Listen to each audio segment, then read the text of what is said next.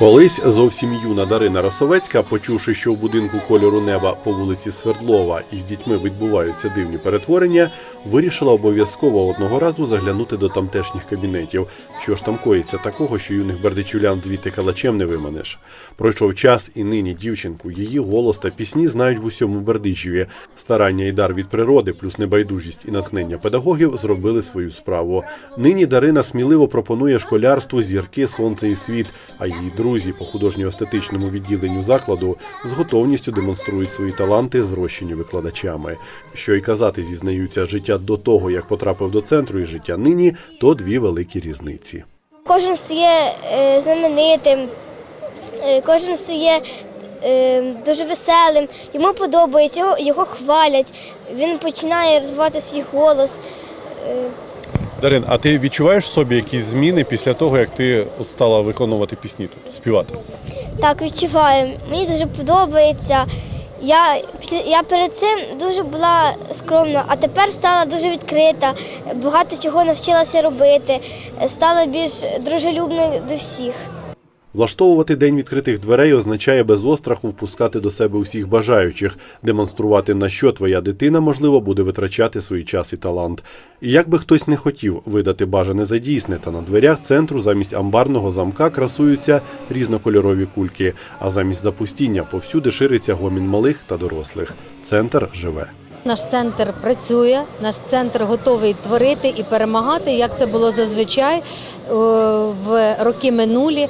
Тут працюють висококласні спеціалісти, дійсно майстри своєї справи, люди натхненні, до яких приводять маленьких діточок з допитливими оченятами і які хочуть займатися в наших гуртках. І ми раді, що вони потім виростають в талановитих дітей, які радують нас на всеукраїнському, на міжнародному рівнях, які є переможцями таких досить вагомих конкурсів. І це радує, звичайно, і наших педагогів, тому що задля цього ми і працюємо. Такого не може бути, щоб дитина була неталановита, дотримуються думки педагоги ЦПО імені Разумкова. У ній обов'язково мусить щось бути із золота – руки, голос тощо. Ціль вчителя – виявити, що саме. От взяти, наприклад, образотворче мистецтво. Є дітки, звичайно, які не дуже так вміють, не дуже можуть малювати, але хочуть навчитися. Проходить деякий час і вони долають, наприклад, ті свої якісь проблеми, через які вони могли це зробити, і починають малювати.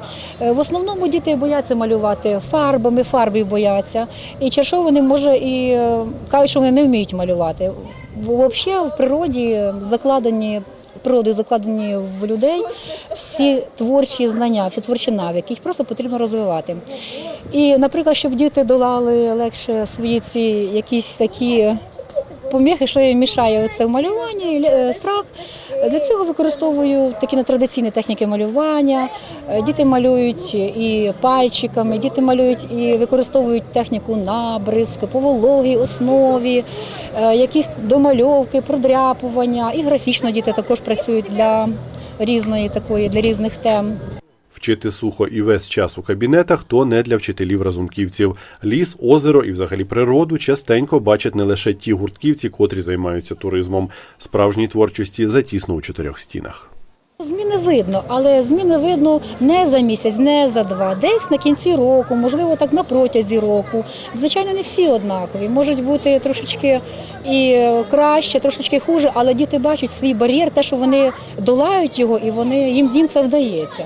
Ну і, звичайно, якщо ходити, не пропускати, тоді буде якийсь рост. Ну а цих дітей, пасажирів театрального трамвайчика, свого часу миттєво і надовго вразило мистецтво перевтілення. Що може бути прекрасніше, аніж своєю грою змушувати глядача сміятися і ридати, обожнювати і ненавидіти. Що відбувається з дитиною, яка приходить до трамвайчику? Розкажіть.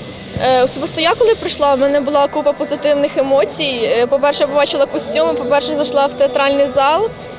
Ширма, декорації, це все настільки краски, це дуже. А дітки, які приходять, кожен старається показати те, що в нього є. Кожен старається перевтілитися саме в те, де в дитинство, в старший вік, в казкову історію, більш в реальне життя. Кожен раз у нас спектаклі, вони є різні. Вони можуть бути як і жанри романтичні, казки, все. І для кожного із наших діток Валентина Володимирівна знаходить ту роль, яка йому більше підходить до образу. Майже 100 масових заходів за минулий рік, близько 7,5 тисяч дітей, які їх побачили або взяли у них участь. Понад 400 переможців і призерів у 70 змаганнях, конкурсах і фестивалях обласного, всеукраїнського і міжнародного рівнів. Для чого було досягати всього цього, якщо не продовжувати його сьогодні і завтра, запитують у центрі. Як не крути, а Бердичівське ЦПО імені Разумкова – то вже певний бренд, що роками створювався потужним педагогічним колективом, який теж, у свою чергу, багатий на переможців і призерів, профільних виставок та конкурсів. І якщо до таких людей тягнуться сьогодні талановиті діти, то жоден госпрозрахунок, що є на сьогодні жорсткою, але вимушеною реальністю, не зможе перешкодити цьому зв'язку. Ми зберегли напрямки тих гуртків, які працювали в минулому році в нас, але ми йдемо в ногу з часом, шукаємо якісь нові форми нашої роботи. І в цьому році ми відкриваємо гуртки на базі загальноосвітніх шкіл, для того, щоб ще більше залучити учнівської молоді і зробити дозвілля їх змістовним. І тому на базі шкіл відкриваються нові гуртки і працюють теж там наші педагоги на базі шкіл.